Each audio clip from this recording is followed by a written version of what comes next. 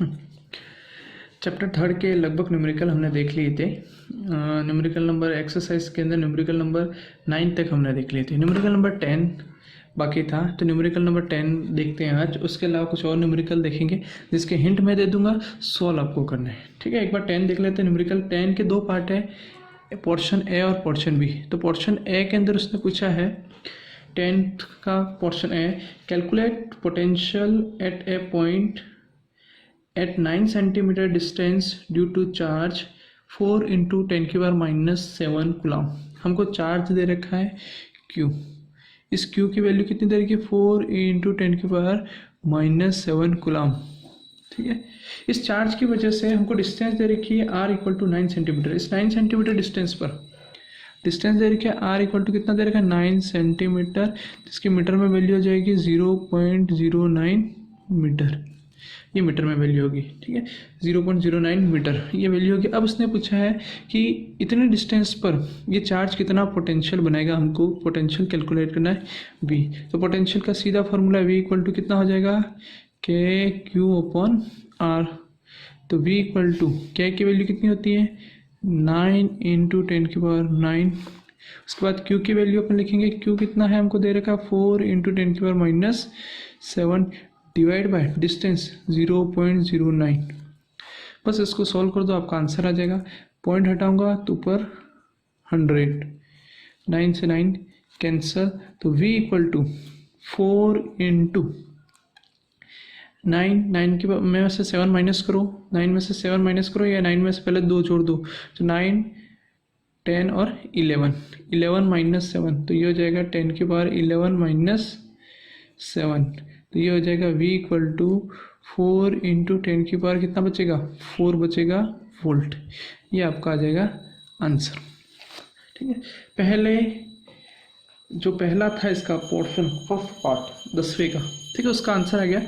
Number 2 second में क्या पूछा देखो, 10 का portion 2, determine the work done. Work done पूछा है। 10 का जो नंबर 2 पोर्शन है उसमें उसने पूछा है कि वर्क डन कैलकुलेट करना है। Determine the work done in bringing a charge of 2 × 10 की पावर -9 कूलम। बी पोर्शन अपन देखते हैं इसका। बी पोर्शन के अंदर इसने कैलकुलेट करने के लिए बोला है चार्ज। क्या कैलकुलेट करना है? Sorry, work done. चार्ज दे रखा है, वर्क डन कैलकुलेट करना है। चार्ज कितना दे रखा है? Q इक्वल टू 2 × 10 की पावर -9 कूलम। ये दे रखा है चार्ज की वैल्यू 2 × 10 की पावर -9 कूलम। इसको कहाँ से ला रहे हैं? इन्फाइनाइट से। इन्फाइनाइट से डेड पॉइंट, मतलब कौन से पॉइंट तक? ये R। ठीक है, ये अपना कोई चार्ज Q है, इसको Q0 नाम दे दो। ठीक है, इसका R डिस्टेंस पर पोटेंशियल कितना V, ये निकाल दिया। और एक और चार्ज है जिसको इन्फाइनाइट से हमको लेकर आना है इस पॉइंट पर, P पॉइंट नाम दे दिया। इस P पॉइंट तक लेकर आना है इन्फाइनाइट से। कौन से चार्ज को? Q0 को। इसकी वैल्यू कितनी है? 2 × 10 की पावर -9।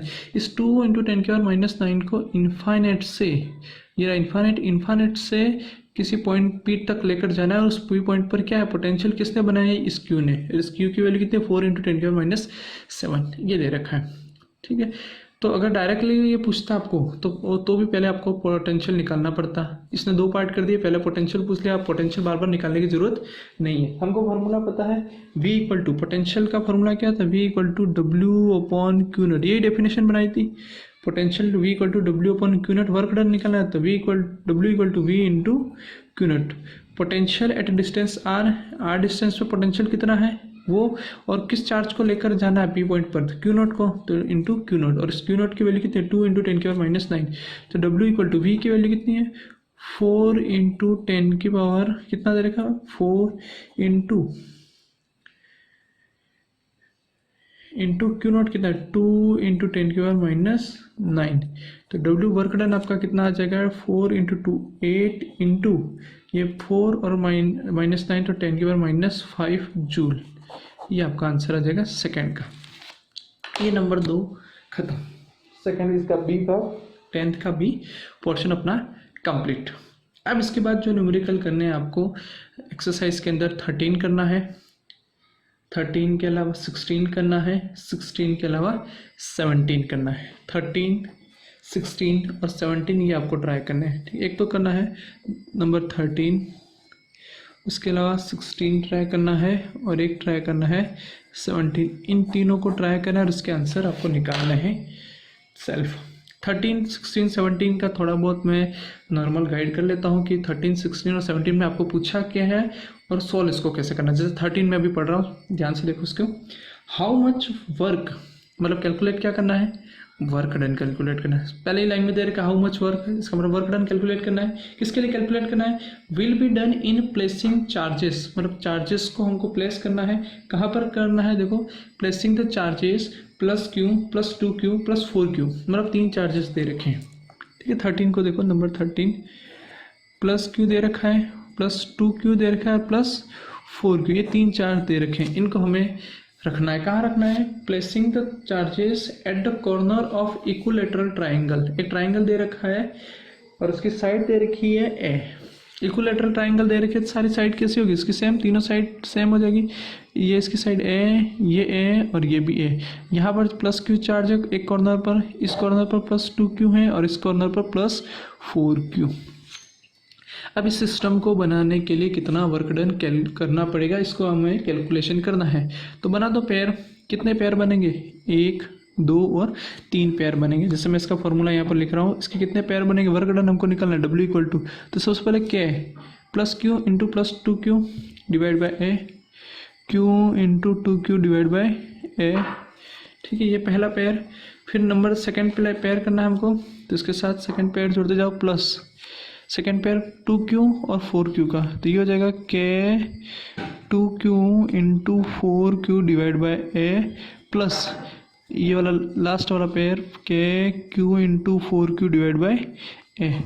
इसको जोड़ दो, ये आपका आ जाएगा आपका टोटल वर्क डन, और इसको चेक कर देना, आंसर आपका आ जाएगा। ठीक है, इसको अगर जोड़ोगे तो ये यहाँ पर Q इंटू 2Q, ठीक है, 2Q स्क्वायर हो जाएगा, 2 + 8 10 हुआ, और 10 + 4 14Q स्क्वायर, और 14Q स्क्वायर आंसर आ रहा है। तो ये 13 आपका कंप्लीट हो जाएगा। 13 के बाद 16 करना है, 16 और 17। हाँ, इसी तरह से नेक्स्ट 16 देखिए, 13 हो गया, अब 16 को देख लीजिए, एक बार 16 को देख लीजिए। 16 में पूछा क्या है, ठीक है, ए चार्ज ऑफ 15 माइक्रोकुलाम। ठीक है, चार्ज की वैल्यू दे रखी है Q इक्वल टू 15 माइक्रोकुलाम। तो इसको कन्वर्ट कर दीजिए, ये वैल्यू किस में दे रखी है, माइक्रोकुलाम में। तो कुलाम में कन्वर्ट करोगे तो कितना आ जाएगा, 15 इंटू 10⁻⁻6 कुलाम। ठीक है, ये हो गया आपका 15 इंटू 10⁻⁻6 कुलाम। कन्वर्ट कर दिया, हमको वैल्यू किस में चाहिए, कुलाम में, और दी किस में, माइक्रोकुलाम में। तो 10⁻⁻6 का मल्टीप्लाई कर दिया। अब देखो उसने क्या दे रखा है, होलो मेटेलिक स्फेयर। अब यहाँ पर उसने वर्ड चेंज कर दिया, उसने लिखा है होलो मेटेलिक स्फेयर। स्फेयर में अपन ने देखा था कंडक्टिंग, नॉन कंडक्टिंग। अगर कंडक्टिंग देता है तो हमने क्या मानना है उसको, शेल ही मानना है। ठीक, अब यहाँ पर होलो, ठीक है, होलो दे रखा है, इसका मतलब अंदर से कैसा होगा, खाली। इसका मतलब ये क्या है, कंडक्टिंग स्फेयर या शेल ही है, सिर्फ वर्ड उसने चेंज कर दिया है। ठीक है, ये पूरा अंदर से खाली होगा और सारा चार्ज कहाँ हो जाएगा, ये पूरा अंदर से खाली और सारा चार्ज कहाँ होगा, सरफेस पे। ठीक है, ये सारा चार्ज सरफेस पे ही होगा, सरफेस पे होगा, और ये उसका सेंटर। अब उसने पूछा कौन कौन से पॉइंट पे, वो देखो, स्फेयर रेडियस दे रखी है 0.2 metre, capital R equal to 0.2 metre इसकी रेडियस दे रखी है। ठीक है, लिख दी हमने 0.2 मीटर। कैलकुलेट करना है potential on the spherical surface. पहला तो सबसे फर्स्ट पॉइंट दे रखा है इसके अंदर, सरफेस पे कैलकुलेट करना है, मतलब यहाँ पर, ये आपकी होगी सरफेस, यहाँ पर कैलकुलेट करना है। सेकंड पॉइंट में उसने पूछा potential at the centre, centre point पे कैलकुलेट करना है, ये रहा आपका सेंटर पॉइंट। 2 पॉइंट हो गए। तीसरे में उसने पूछा पोटेंशियल एट 0.1, 0.1 मतलब इसकी रेडियस कितनी है, 0.2, और 0.1 बोला मतलब ये पॉइंट भी कहाँ होगा, इनसाइड। ये 3 पॉइंट हो गए, सरफेस, इनसाइड और सेंटर, 3 पॉइंट हो गए। और एक पॉइंट आपको दे रखा होगा आउटसाइड का, और वो डिस्टेंस दे रखी 0.3, 0.3 मतलब ये बाहर। तो ये कितने पॉइंट हो गए, 1, 2, 3 और 4, ये 4 पॉइंट हो गए। 4 पॉइंट पे कैलकुलेट करना, सेंटर पे, इनसाइड, सरफेस और आउटसाइड। तो यहाँ पर होलो मेटेलिक स्फीयर दे रखा है, तो समझ जाना कि सेंटर, इनसाइड और सरफेस तीनों का हमको कैसा मिलेगा, ये वाला सेंटर, ये इनसाइड पॉइंट 1 और ये सरफेस, तीनों का पोटेंशियल हमको एक जैसा मिलेगा। और कौन सा फार्मूला यूज़ करेंगे, V इक्वल टू के क्यू अपॉन कैपिटल R, इस फार्मूले का यूज़ करेंगे और हमको तीनों का आंसर एक जैसा मिलेगा, मतलब एक का आंसर निकालेंगे तीनों का आंसर आ जाएगा। और आउटसाइड के लिए फार्मूला आ जाएगा के क्यू अपॉन स्मॉल r, और स्मॉल r आपको दे रखा 0.3। यहाँ पर हम देखा था कि इसके अंदर नॉन कंडक्टिंग स्फेयर या शेल में कैसा चलता है, कांस्टेंट चलता है, जितना सेंटर पे पोटेंशियल है उतना ही इनसाइड रहेगा और उतना ही पोटेंशियल हमको कहाँ मिलता है, सरफेस पे। आउटसाइड उसका पोटेंशियल बदल जाता है। ये 16 हो गया। उसके बाद 17 देखो, 17 दे रखा है। 17 देखो, 17 किस तरह से करना है एक बार 17 को देख लो। उसके बाद चैप्टर नंबर 4 हम स्टार्ट करेंगे। 17 में देखो 3 point charges plus Q plus 2q and x Q. 3 point charges, एक तो दे रखा है प्लस क्यू, एक दे रखा है प्लस 2q और एक दे रखा है x इंटू क्यू। अब इसको देखो, ये वैल्यू किसकी पूछेगा यहाँ पर, या x से कैलकुलेट करने के लिए बोलेगा वो, ठीक है। लेकिन उसने कंडीशन दे रखी है कि इन तीनों चार्जेस को कहाँ रखा है, किसी ट्राइंगल के कॉर्नर पे रखा है। और उस ट्राइंगल, वो ट्राइंगल कैसा, इक्विलेटरल ट्राइंगल, जिसकी साइड की वैल्यू दे रखी है हमको, साइड दे रखा है r मीटर। ये ट्राइंगल, ये r मीटर, ये r मीटर, ये r मीटर, यहाँ पर प्लस क्यू रखा है, यहाँ पर प्लस 2q रखा है और इस कॉर्नर पे उसने रखा है x इंटू क्यू। और उसने ये पूछा है, ये कहा है कैलकुलेट ये करने के लिए कहा है कि x कितना होगा। और इसने ये दे रखा है कि इसकी पोटेंशियल एनर्जी जो है वो सिस्टम की 0 होगी, तो x की वैल्यू कैलकुलेट करो। पोटेंशियल एनर्जी इसका मतलब u 0 है, इसका मतलब डब्ल्यू भी कितना आ जाएगा 0। बस क्या करना पड़ेगा, 3 पेयर बनाने पड़ेंगे। 3 पेयर बनाओ और उस पेयर की वैल्यू किसके बराबर रख दोगे, 0 के बराबर रखोगे तो आपका x की वैल्यू आ जाएगा। यहाँ पर x आ जाएगा x इक्वल टू -2/3। इसको कैलकुलेट करना, x की वैल्यू आ रही है या नहीं आ रही है। चलिए नेक्स्ट स्टार्ट करते हैं चैप्टर नंबर 4। चैप्टर नंबर 4 अपनी जो फर्स्ट यूनिट है उस यूनिट का लास्ट चैप्टर है। मतलब 4 चैप्टर मिलकर एक यूनिट बना रहे थे और पहली जो यूनिट है उसका लास्ट ये चैप्टर है, चैप्टर नंबर 4। और इस चैप्टर नंबर 4 का नाम है इलेक्ट्रिकल कैपेसिटेंस, या कैपेसिटेंस बोलो या फिर इलेक्ट्रिकल कैपेसिटेंस बोलो, दोनों एक ही बात है। Chapter number 4 electrical capacitance. ये पूरी जो पहली यूनिट है वो कितने नंबर की है, 7 नंबर की है। एक से जो 4 चैप्टर हैं वो चारों चैप्टर कितने मार्क्स के हैं, 7 नंबर के हैं। और ये 7 नंबर कितने पार्ट में डिवाइड है, 1 + 2 + 4, और ये 2 मार्क्स का है। वो लगभग कंफर्म करके चलो न्यूमेरिकल है। ये लॉन्ग आंसर टाइप, इसका भी डिस्ट्रीब्यूशन 1 + 2 + 1 बता रखा है पहले। और ये 1 नंबर का एक छोटा सा प्रश्न सेक्शन ए में, सेक्शन बी और इस सेक्शन डी में आएगा, ठीक है। 1 + 2 + 4 हो गए 7, गिन लो, ये 7 नंबर का डिस्ट्रीब्यूशन है। तो 4 चैप्टर पढ़ोगे, एक पूरी यूनिट होगी और कितने नंबर क्लियर होंगे, 7 नंबर आपके क्लियर होंगे। अब इस चैप्टर में नॉर्मली थोड़ा बहुत इंट्रोडक्शन है, अपन पहले देखते हैं, फिर इसके चैप्टर के मोस्ट इंपॉर्टेंट जो चीज़ें हैं, इंपॉर्टेंट जो थ्योरी है, पोर्शन टॉपिक जो है वो अपन स्टार्ट करेंगे। जैसे सबसे पहले इसके अंदर दे रखा है कंडक्टर और इंसुलेटर की डेफिनेशन दे रखी है। कैपेसिटर तक या कैपेसिटेंस पढ़ने से पहले नॉर्मली कुछ चीज़ें देखते हैं, जैसे कंडक्टर और इंसुलेटर। अब कंडक्टर और इंसुलेटर पढ़ रखे आपने कि कंडक्टर क्या होता है और इंसुलेटर क्या होता है, ठीक है। कंडक्टर भी पता है आपको और इंसुलेटर भी आपको पता है। एक और होता है इसके अलावा, इन दोनों के अलावा, इन दोनों के बीच का काम करता है, जिसको हम कहते हैं सेमीकंडक्टर। अभी इसके अंदर नहीं दे रखा है सेमीकंडक्टर का नाम, लेकिन ये भी अपना एक अलग से पूरा एक बड़ा चैप्टर है, चैप्टर नंबर 16 सेमीकंडक्टर। इसके अंदर अपन पढ़ेंगे सेमीकंडक्टर पूरा, ठीक है। उस चैप्टर के अंदर पूरा सेमीकंडक्टर का इंट्रोडक्शन, सारी चीज़ें उसके अंदर पढ़ेंगे। सेमीकंडक्टर डिवाइस जो भी है सारा इसके अंदर पढ़ेंगे। अभी हमको सिर्फ कंडक्टर और इंसुलेटर की डेफिनेशन दे रही है इस चैप्टर के अंदर, और ये नॉर्मली डेफिनेशन हमको पता है। कंडक्टर क्या होते हैं, दो सब्सटेंस विच कंडक्ट इलेक्ट्रिसिटी, जिसके अंदर करंट फ्लो होती है, चार्जेस का फ्लो होता है, वो कंडक्टर होते हैं। और जिसके अंदर करंट फ्लो नहीं होती, चार्जेस का फ्लो नहीं होता, वो इंसुलेटर होते हैं, ठीक है। एग्जाम्पल भी अच्छे से पता है आपको। सेमीकंडक्टर के बारे में नॉर्मली आपको पता होना चाहिए। ठीक है, क्या होता है सेमीकंडक्टर? तो सेमीकंडक्टर के अंदर हमने देखा था ये कंडक्टर और इंसुलेटर दोनों के बीच में काम करते हैं। आपने पहले कहीं ना कहीं इसके बारे में कुछ ना कुछ तो पढ़ा ही होगा।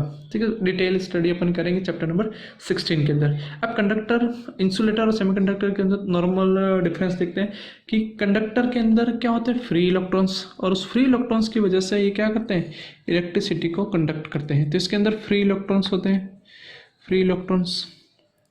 इन फ्री इलेक्ट्रॉन्स की वजह से ये इलेक्ट्रिसिटी कंडक्ट होती है। इंसुलेटर में करंट फ्लो नहीं होती, क्यों? क्योंकि यहाँ पर फ्री इलेक्ट्रॉन्स नहीं होते, एक भी फ्री इलेक्ट्रॉन्स नहीं होते, इसकी वजह से ये इंसुलेटर के अंदर आते हैं।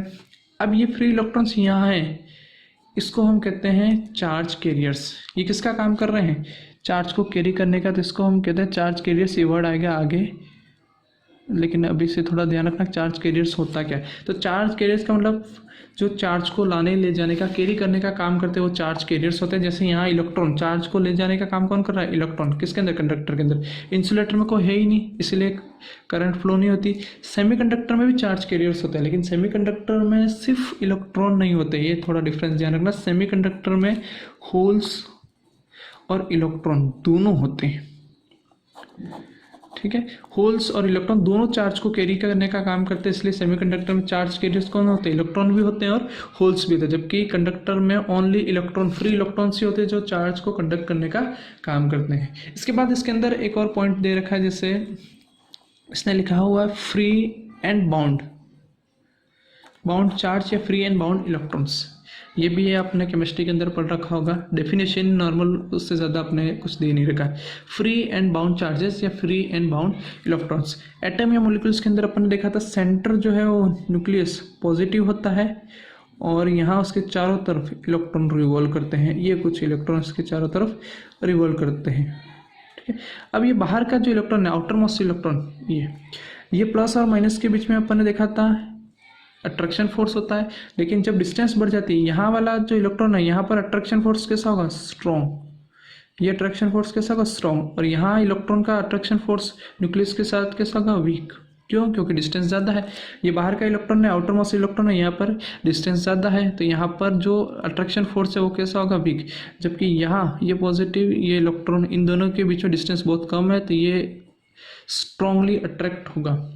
अब इसको कुछ एनर्जी मिल जाए तो ये आसानी से बाहर निकल जाएगा। और ये इलेक्ट्रॉन अगर आसानी से बाहर निकल गया, इसका मतलब ये इलेक्ट्रॉन के साथ फ्रीली मूव कर सकता है, फ्रीली कहीं पे मूव कर सकता है। इसके लिए इसको क्या कहा, फ्री इलेक्ट्रॉन्स। जबकि ये इलेक्ट्रॉन फ्रीली मूव नहीं कर सकता, बाउंडेशन इसके ऊपर। बाउंडेशन क्या है कि इसको यहाँ पर ही रिवॉल्व करना है, सर्कुलर पाथ में रिवॉल्व करना है, तो इसलिए इस इलेक्ट्रॉन को हमने नाम दे दिया बाउंड इलेक्ट्रॉन, और चार्जेस को नाम दे दिया फ्री चार्जेस और बाउंड चार्जेस। तो कंडक्टर के अंदर इलेक्ट्रिसिटी जो फ्लो होती है वो किसकी वजह से होती है, फ्री चार्जेस की वजह से होती है, बाउंड चार्जेस की वजह से नहीं होती। जितने ज़्यादा फ्री चार्जेस होंगे उतनी ज़्यादा इसकी कंडक्टिविटी ज़्यादा होगी, मैक्सिमम होगी। जितने फ्री चार्जेस कम होंगे उतनी उसकी कंडक्टिविटी कम होगी। तो ये कंडक्टिविटी कंडक्टर और इंसुलेटर का बेसिक कंसेप्ट है। और उसके बाद अपन ने फ्री और बाउंड चार्जेस का नॉर्मली इंट्रोडक्शन देख लिया। अब नेक्स्ट इसके अंदर स्टार्ट करते हैं, और मेन इंपॉर्टेंट चीज़ जो है वो है, नेक्स्ट पॉइंट है इसका डाइलेक्ट्रिक। देखो डाइलेक्ट्रिक को देखो, सबसे पहले ये डाइलेक्ट्रिक होता क्या है, डाइलेक्ट्रिक सब्सटेंस। पॉइंट दे रखा है डाइलेक्ट्रिक सब्सटेंस। अब ये डाइलेक्ट्रिक सब्सटेंस क्या होता है, तो अगर मैं कहूँ तो जितने इंसुलेटर होते हैं, एक मैंने लिख दिया सिर्फ इंसुलेटर, तो इंसुलेटर को ही हमने एक तरह दूसरा नाम दे दिया डाइलेक्ट्रिक्स। अब कौन से इंसुलेटर, इंसुलेटर तो कह दिया कि इंसुलेटर एज ए डाइलेक्ट्रिक हो सकते हैं, लेकिन कौन से इंसुलेटर, तो मैंने कहा वे इंसुलेटर, ठीक है, ऐसे कुछ इंसुलेटर होते हैं जो अपना इफेक्ट दिखाते हैं। ठीक है, कब इफेक्ट दिखाते हैं, when placed in electric field. जब भी कुछ इंसुलेटर को हम इलेक्ट्रिक फील्ड में रखते हैं तो ये अपना इफेक्ट शो करते हैं, कुछ इफेक्ट बताते हैं। ये इफेक्ट कैसा होता है वो अपन बाद में पढ़ेंगे, ठीक है। कुछ इफेक्ट बताएंगे और उस इफेक्ट को बताते हैं, इसलिए इसको नाम क्या दे रखा है हमने, डाइलेक्ट्रिक। मतलब कुछ इंसुलेटर को अगर हम इलेक्ट्रिक फील्ड में रखें, नॉर्मली उसके अंदर इलेक्ट्रिसिटी का कंडक्शन नहीं होता। इंसुलेटर इसलिए इलेक्ट्रिक, कुछ मटेरियल ऐसा होता है जिसमें इलेक्ट्रिसिटी का कंडक्शन नहीं होता है, मतलब कौन से होते हैं, इंसुलेटर। और जब इन्हें इलेक्ट्रिक फील्ड में हम रखते हैं, तो जैसे इलेक्ट्रिक फील्ड में रखते हैं तो ये अपना एक इफेक्ट शो करते हैं, इसलिए इसको हमने नाम क्या दे रखा है, डाई इलेक्ट्रिक सब्सटेंस। इनको नाम क्या दे रखा है, डाई इलेक्ट्रिक सब्सटेंस। अब इनकी प्रेजेंस में और इनके एब्सेंस में बहुत ज़्यादा इफेक्ट होता है इलेक्ट्रिक फील्ड पे, ठीक है। अब कैसे इसमें इफेक्ट होता है वो अपन देखते हैं। सबसे पहले ये देखते हैं डाइलेक्ट्रिक सब्सटेंस कितने टाइप के होते हैं। डाइलेक्ट्रिक सब्सटेंस के टाइप देखें तो 2 टाइप के होते हैं डाइलेक्ट्रिक सब्सटेंस। कितने टाइप के होते हैं, 2। एक तो होता है डाइलेक्ट्रिक सब्सटेंस अपना पोलर, और एक होता है नॉन पोलर। 2 तरह के डाइलेक्ट्रिक सब्सटेंस होते हैं, एक को हमने नाम दिया पोलर और एक को नाम भी दिया नॉन पोलर। अब ये पोलर कौन से होते हैं, नॉन पोलर कौन से होते हैं। एक तो हमने चीज़ देखी डाइलेक्ट्रिक सब्सटेंस होता क्या है, ध्यान से देखना इसको। क्या होते हैं, इंसुलेटर होते हैं, ठीक है। अब इसको डाइलेक्ट्रिक क्यों नाम दे दिया इन इंसुलेटर को, तो ऐसे सब्सटेंस को जब भी हम इलेक्ट्रिक फील्ड में रखते हैं तो ये इलेक्ट्रिक फील्ड में अपना कुछ ना कुछ इफेक्ट शो करते हैं, ठीक है। कुछ अलग से इफेक्ट शो करते हैं इलेक्ट्रिक फील्ड में रखने पर, इसलिए हमने इसको नाम दे दिया डाई इलेक्ट्रिक सब्सटेंस। और ये कितने टाइप के होते हैं, 2 टाइप के, एक होता है पोलर और एक होता है नॉन पोलर। अब पोलर कौन से होते हैं, देखो डायग्राम बना रहा हूँ, डायग्राम से मैं बता रहा हूँ पोलर और नॉन पोलर। डायग्राम से जल्दी समझ में आ जाएगा। पोलर का मतलब ऐसे मॉलिक्यूल्स, ठीक, ऐसा सब्सटेंस जिसके अंदर पॉजिटिव और नेगेटिव के जो सेंटर हैं वो कुछ डिस्टेंस पे हो, ठीक है। मान लो ये एक सेंटर में, ये मैंने सेंटर बनाया नेगेटिव का, और ये उसी के साथ एक सेंटर बनाया पॉजिटिव का। ये पॉजिटिव का सेंटर है और ये नेगेटिव का सेंटर है। अब देखो पॉजिटिव और नेगेटिव, इस मॉलिक्यूल्स के अंदर पॉजिटिव और नेगेटिव का सेंटर सेपरेट है, कुछ डिस्टेंस पे है, और मान लो इसके बीच में कुछ डिस्टेंस है, मैंने मान लिया r डिस्टेंस है, ठीक है। यहाँ पर पॉजिटिव और नेगेटिव दोनों के जो सेंटर है वो कुछ डिस्टेंस पर है, सेपरेट है, तो इसीलिए इसको किस कैटेगरी के अंदर रखा अपने, पोलर डाइलेक्ट्रिक सब्सटेंस। इसका अपोजिट नॉन पोलर क्या होगा, तो जिसमें पॉजिटिव और नेगेटिव के जो सेंटर हैं वो एक ही पॉइंट पे हो। पॉजिटिव, ये पॉजिटिव का सेंटर है, नेगेटिव दोनों एक ही पॉइंट पे है, इसलिए इसको क्या नाम दे दिया, नॉन पोलर, ठीक है। ऐसे सब्सटेंस, ऐसे डाइलेक्ट्रिक सब्सटेंस जिसमें पॉजिटिव और नेगेटिव के जो सेंटर हैं वो किसी डिस्टेंस पे हो, कुछ डिस्टेंस पे हो, अलग अलग हो, ठीक है। कितने भी डिस्टेंस पे हो, दोनों एक पॉइंट पे नहीं होने चाहिए, अलग अलग होने चाहिए, कुछ डिस्टेंस होनी चाहिए, उसको हमने नाम दे दिया पोलर। और नॉन पोलर ऐसा सब्सटेंस जिसके अंदर पॉजिटिव और नेगेटिव दोनों के जो सेंटर वो एक ही पॉइंट पे हो, जहाँ पर पॉजिटिव वहीं नेगेटिव का सेंटर हो, इसलिए हमने इसको क्या नाम दे दिया, नॉन पोलर, ठीक है। अब देखो, अब पोलर को भी जब हम इलेक्ट्रिक फील्ड में रखेंगे, पोलर भी डाइलेक्ट्रिक है, नॉन पोलर भी डाइलेक्ट्रिक है, लेकिन ये दोनों इलेक्ट्रिक फील्ड में अपना इफेक्ट शो करेंगे। अब किस तरह से करते हैं उसके बाद अपन देखते हैं। सबसे पहले यहाँ पर देखते हैं इस पोलर नॉन पोलर की थोड़ा और डिस्कशन करते हैं, पोलर नॉन पोलर के अंदर और क्या होता है। अब इस मॉलिक्यूल्स को देखो, पूरा मटेरियल की बात नहीं कर रहा अभी मैं, किसकी बात कर रहा हूँ, सिर्फ मॉलिक्यूल्स की। ये पोलर मॉलिक्यूल्स है और ये कौन सा है, non polar molecules. Polar molecules की बात कर रहा हूँ तो इस पोलर मॉलिक्यूल्स में देखो डायपोल बन रहा है, 2 चार्जेस का सेपरेशन है, प्लस माइनस, ये नेगेटिव और ये पॉजिटिव, मतलब ये क्या है, डायपोल बनाता है। यहाँ डायपोल बन रहा है क्या, पॉजिटिव नेगेटिव डिस्टेंस पे है क्या, नहीं है, तो ये डायपोल नहीं बनाएगा, यहाँ पर कोई डायपोल नहीं है। डायपोल बनाएगा इसका मतलब इसका अपना एक डायपोल मोमेंट होगा, और उस डायपोल मोमेंट की डायरेक्शन माइनस से प्लस, ये रहा dipole moment, negative to positive P. तो ये जितने भी मॉलिक्यूल्स हैं उनका क्या होगा, अपना एक डायपोल मोमेंट होगा। क्या होगा, डायपोल मोमेंट। यहाँ पर डायपोल है ही नहीं तो डायपोल मोमेंट की बात ही नहीं होती। इसका मतलब पोलर जितने भी मॉलिक्यूल्स हैं वो पोलर मॉलिक्यूल्स में जितने भी मॉलिक्यूल्स होंगे, हर मॉलिक्यूल्स अपना एक डायपोल बनाता है और हर मॉलिक्यूल्स का अपना एक डायपोल मोमेंट होगा, जबकि नॉन पोलर में डायपोल होता ही नहीं है, डायपोल मोमेंट भी बनेगा नहीं। अब देखो क्या पूरे मटेरियल का डायपोल मोमेंट होगा, तो पूरे मटेरियल की बात करते हैं। ये पूरा एक मटेरियल ले लिया, पूरा सब्सटेंस ले लिया, पोलर सब्सटेंस, इसके अंदर बहुत सारे मॉलिक्यूल्स हैं, ये इसके मॉलिक्यूल्स, ये मैंने इसके मॉलिक्यूल्स बना दिए, ये उसके मॉलिक्यूल्स बना दिए।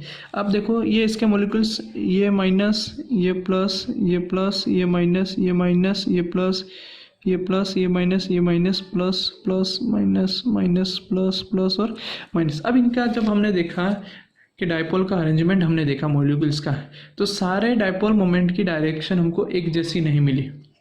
इनकी डायरेक्शन कैसी मिली, अलग अलग रैंडमली डायरेक्शन मिली, मतलब किसी का dipole moment left to right था तो किसी का राइट टू लेफ्ट था, ठीक है, किसी का अपवर्ड टू डाउनवर्ड था तो किसी का डाउनवर्ड टू अपवर्ड था, ठीक है। एरो में बना रहा हूँ, ये प्लस टू माइनस, ये प्लस टू माइनस, ये प्लस टू माइनस। इसका मतलब जितने भी मॉलिक्यूल्स थे, मॉलिक्यूल्स के पास तो डायपोल मोमेंट है, लेकिन जितने भी मॉलिक्यूल्स थे उन सब मॉलिक्यूल्स ने एक दूसरे के डायपोल मोमेंट को कैंसिल कर दिया। ये मॉलिक्यूल्स हैं, उन्होंने एक दूसरे के डायपोल मोमेंट को कैंसिल कर दिया, कैंसल डायपोल मोमेंट को कैंसिल कर दिया। इसका मतलब नेट डायपोल मोमेंट की अगर बात करें, नेट डायपोल मोमेंट कितना हो जाएगा, जीरो। मटेरियल का नेट डायपोल मोमेंट कितना होगा, जीरो। क्यों? क्योंकि जितने भी मॉलिक्यूल्स थे सब ने नेट डायपोल मोमेंट तो बनाया, लेकिन सबके डायपोल मोमेंट की डायरेक्शन अलग अलग थी, किसी का ऊपर की तरफ जा रहा था, किसी का नीचे की तरफ, ठीक है। तो सब ने एक दूसरे के डायपोल मोमेंट को कैंसिल कर दिया और नेट डायपोल मोमेंट हमको कितना मिला, जीरो, ठीक है। इसी तरह से अगर नॉन पोलर की बात करें तो नॉन पोलर में तो डायपोल मोमेंट है ही नहीं, तो अगर मॉलिक्यूल्स के पास ही नहीं है तो टोटल मॉलिक्यूल्स के नेट डायपोल मोमेंट को जोड़ेंगे तो भी कितना मिलेगा, जीरो। पोलर में तो मॉलिक्यूल्स के पास डायपोल मोमेंट था, लेकिन जितने भी मॉलिक्यूल्स थे उनके डायपोल मोमेंट की डायरेक्शन एक जैसी नहीं थी, अलग अलग थी, तो सबने एक दूसरे को कैंसिल कर दिया। अब इन मटेरियल को, इन सब्सटेंस को, पोलर को और नॉन पोलर को हमें कहाँ रखना है, इलेक्ट्रिक फील्ड के अंदर रखना है, और हमें देखना है कि ये क्या इफेक्ट शो करता है, क्योंकि इसकी डेफिनेशन में हमने ये पढ़ा है। डाइलेक्ट्रिक क्या होता है, ऐसे इंसुलेटर जिनको इलेक्ट्रिक फील्ड में रखने पर ये कुछ इफेक्ट शो करे, इसलिए इसका नाम क्या दे रखा है, डाइलेक्ट्रिक सब्सटेंस। अब देखो इनका इफेक्ट क्या होता है। सबसे पहले मैं इलेक्ट्रिक फील्ड बना रहा हूँ, ये इलेक्ट्रिक फील्ड बना दिया, ठीक है। ये पॉजिटिव लेयर ले ली और ये नेगेटिव लेयर बना ली और ये अपना इलेक्ट्रिक फील्ड बनाया, ठीक है। ये जो अरेंजमेंट है, ये जो मैंने बना रखा है, ये अरेंजमेंट आप जो देख रहे हैं, ये कौन सा अरेंजमेंट है, पोलर डाइलेक्ट्रिक का है, ठीक है। In absence of electric field नहीं था तब का अरेंजमेंट है, और उस कंडीशन में हमने देखा था कि इनके जो डायपोल मोमेंट है एक दूसरे को कैंसिल कर देते हैं और नेट डायपोल मोमेंट कितना हो जाता है, जीरो। अब मैंने ये पोलर को उठा के यहाँ इलेक्ट्रिक फील्ड में रखा। अब जैसे मैं इसको उठा के इलेक्ट्रिक फील्ड में रख रहा हूँ, अब क्या हो जाएगा, ये जितने भी डायपोल मोमेंट है ये अरेंज हो जाएंगे। कैसे अरेंज हो जाएंगे, तो इलेक्ट्रिक फील्ड की डायरेक्शन में अरेंज हो जाएंगे, पॉजिटिव नेगेटिव की जगह तरफ, नेगेटिव पॉजिटिव की तरफ, और सारे डायपोल मोमेंट एक डायरेक्शन में मिल जाएंगे। देखो कैसे, ये यहाँ पर ये पॉजिटिव है तो यहाँ माइनस, ये प्लस का, ठीक है।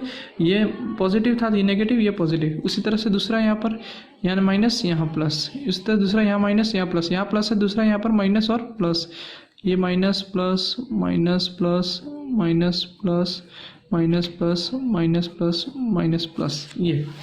अब देखो सब यहाँ पहले जो अरेंजमेंट था वो रैंडमली अरेंजमेंट था, अब इनका अरेंजमेंट एक स्ट्रेट लाइन के अंदर है, ये सीक्वेंस में अरेंज हो गए, ठीक है। और सबके डायपोल मोमेंट की डायरेक्शन एक ही होगी, माइनस से प्लस, माइनस से प्लस, माइनस से प्लस, माइनस से प्लस, माइनस से प्लस, और सबके डायपोल मोमेंट जुड़ जाएंगे और नेट डायपोल मोमेंट बनाएंगे। अब नेट डायपोल मोमेंट इनका जीरो नहीं होगा, तो इनका एक डायपोल मोमेंट बनेगा, ठीक है। ये उन्होंने अपना एक इफेक्ट शो किया, किसकी प्रेजेंस में, इलेक्ट्रिक फील्ड की प्रेजेंस में। तो हम लिख सकते हैं इंड्यूस्ड डायपोल मोमेंट बना, ठीक है। तो हमने इसको नाम दे दिया इंड्यूस्ड डायपोल मोमेंट। इसके अंदर डायपोल मोमेंट का इंडक्शन हुआ, इसलिए हमने इसको नाम दिया इंड्यूस्ड डायपोल मोमेंट। इसके अंदर डायपोल मोमेंट इंड्यूस हुआ। पहले डायपोल मोमेंट कितना था, जब इलेक्ट्रिक फील्ड नहीं था तब जीरो था, लेकिन जैसे ही पोलर को हमने इलेक्ट्रिक फील्ड में रखा तो डायपोल मोमेंट एक डायरेक्शन में अरेंज हो गए, माइनस प्लस, और सब जितने भी मॉलिक्यूल्स है उन सब मॉलिक्यूल्स का डायपोल मोमेंट एक ही डायरेक्शन में था। अगर एक ही डायरेक्शन में क्वांटिटी कौन सी, वेक्टर, तो जुड़ जाएगी और सबका जुड़कर कुछ नेट डायपोल मोमेंट बनाएगी, इसलिए हमने इसको कहा कि इसके अंदर कुछ नेट डायपोल मोमेंट इंड्यूस हुआ, ठीक है। अब नॉन पोलर में भी ऐसा ही होता है। देखो नॉन पोलर के अंदर देखते हैं, नॉन पोलर में सबसे पहला प्रोसेस कौन सा होगा, सबसे पहले देखो नॉन पोलर में पॉजिटिव और नेगेटिव के सेंटर एक ही पॉइंट पे होते हैं, तो पहला प्रोसेस इसके अंदर ये होगा, पॉजिटिव और नेगेटिव का सेंटर वो सेपरेट होंगे, ठीक है। पॉजिटिव और नेगेटिव सेंटर सेपरेट हो जाएंगे, एक जगह पॉजिटिव का सेंटर और एक जगह हो जाएगा नेगेटिव का सेंटर, इस तरह से हो जाएगा। ठीक है। पहले दोनों के सेंटर एक ही पॉइंट पे थे, जैसे ही इस मटेरियल को, इस टाइप के मटेरियल को हमने कहाँ रखा, इलेक्ट्रिक फील्ड में रखा, तो सबसे इसके अंदर पहला प्रोसेस क्या होगा, इसमें तो ऑलरेडी सेपरेट थे तो अरेंज ही होना था, इसमें पहले सेपरेशन होगा, पॉजिटिव एक तरफ नेगेटिव एक तरफ, जैसे सेपरेशन हो गया उसके बाद इनका क्या हो जाएगा, इस तरह से अरेंजमेंट हो जाएगा, मतलब इसका नॉन पोलर का डायग्राम भी सेम इसी तरह से आएगा। पहले इन्होंने सेपरेट किया, प्लस और माइनस एक दूसरे के साथ अलग हो गए, सेपरेट हुए, सेपरेट होने के बाद इनका सबका अरेंजमेंट हो गया, और इन्होंने भी क्या बनाया, अपना एक नेट डाइपोल मोमेंट बनाया। तो इनके लिए भी कह सकते हैं कि इन्होंने नेट डाइपोल मोमेंट का इंडक्शन किया या इंड्यूस नेट डाइपोल मोमेंट बनाया। ठीक है, दोनों ने बनाया। पोलर को जब भी हमने इलेक्ट्रिक फील्ड में रखा या नॉन पोलर को रखा, दोनों ने इलेक्ट्रिक फील्ड में अपना एक इफेक्ट शो किया, इसलिए इनका नाम क्या रखा है, डाइइलेक्ट्रिक। इफेक्ट क्या शो किया, तो इन्होंने अपना एक नेट डाइपोल मोमेंट बनाया या डाइपोल मोमेंट को इंड्यूस किया। अब देखो, अब ये डाइपोल मोमेंट किसकी वजह से बना, डाइपोल मोमेंट का सिंबल होता है पी। डाइपोल मोमेंट का सिंबल क्या होता है, पी। ये डाइपोल मोमेंट किसकी वजह से बना, तो ये डाइपोल मोमेंट बना इलेक्ट्रिक फील्ड की वजह से। अगर इलेक्ट्रिक फील्ड कम होता तो यहाँ जो मॉलिक्यूल्स का जो अरेंजमेंट है वो भी कम होता। मान लो पहले मैंने इलेक्ट्रिक फील्ड 10 अप्लाई किया था, यहाँ पर 2 ही का अरेंजमेंट हुआ, 2 मॉलिक्यूल्स ही अरेंज हुए। फिर 20 किया, 4 मॉलिक्यूल्स अरेंज हो गए। फिर बढ़ाता गया, 80 किया, 8, 6, इस तरह से 80 से ऊपर किया, 100, 120 इलेक्ट्रिक फील्ड बढ़ा दिया तो सारे मॉलिक्यूल्स अरेंज हो गए। मतलब इलेक्ट्रिक फील्ड कम था तो कम मॉलिक्यूल्स अरेंजमेंट हुए। जैसे जैसे मैं इलेक्ट्रिक फील्ड की वैल्यू बढ़ा रहा हूँ, इन मैग्नीट्यूड उसका बढ़ा रहा हूँ, वैसे वैसे इनका जो अरेंजमेंट है वो भी बढ़ता गया। ठीक है, तो ये जो इनका नेट डाइपोल मोमेंट है वो किस पे डिपेंड करेगा, जो जितने ज़्यादा मॉलिक्यूल्स अरेंज होंगे, ठीक है, जितने ज़्यादा मॉलिक्यूल्स अरेंज होते जाएंगे उतना ज़्यादा नेट डाइपोल मोमेंट बढ़ता जाएगा। और कितने ज़्यादा अरेंज हो रहे हैं वो किस पे डिपेंड करता है, इलेक्ट्रिक फील्ड पे। तो मैं लिख सकता हूँ नेट डाइपोल मोमेंट, ये पी किस पे डिपेंड करता है, इलेक्ट्रिक फील्ड पे। जितना ज़्यादा इलेक्ट्रिक फील्ड होगा उतना ज़्यादा नेट डाइपोल मोमेंट बनाएंगे ई। अगर ये दोनों वेक्टर क्वांटिटी है तो एरो दोनों की डायरेक्शन मैंने बना दी। ठीक है, अब यहाँ पर एक कांस्टेंट का मल्टीप्लाई करना है और यहाँ पर एक कांस्टेंट अप्लाई करूँगा और वो कांस्टेंट हो जाएगा इलेक्ट्रिक ससेप्टिबिलिटी। उसको नाम दे रखा हमने इलेक्ट्रिक ससेप्टिबिलिटी। ये एक फॉर्मूला अपना यहाँ पर बन जाता है। ठीक है, अब इसके अंदर एक प्रोसेस है, ठीक है, और उस प्रोसेस का हमने नाम दे रखा है पोलराइजेशन, POLARIZATION। ठीक है, ये जो हमने अभी पूरा पढ़ा कि जब भी किसी डाइइलेक्ट्रिक, चाहे पोलर हो या नॉन पोलर हो, उनको पोलर हो या नॉन पोलर हो, उनको जब भी इलेक्ट्रिक फील्ड में रखते हैं तो इसके अंदर एक डाइपोल मोमेंट इंड्यूस होता है। और इस डाइपोल मोमेंट इंड्यूस होता है, इस प्रोसेस को हमने नाम दे दिया पोलराइजेशन। प्रोसेस का नाम क्या दे दिया, पोलराइजेशन। जब भी इन पोलर और नॉन पोलर डाइइलेक्ट्रिक सब्सटेंस को इलेक्ट्रिक फील्ड में रखते हैं तो ये इसके अंदर एक नेट डाइपोल मोमेंट इंड्यूस होता है और उसी प्रोसेस को हमने क्या नाम दिया, पोलराइजेशन। इसके बाद अपन नेक्स्ट वीडियो के अंदर पढ़ेंगे इसके बाद का जो टॉपिक बाकी है वो अपना। ठीक है।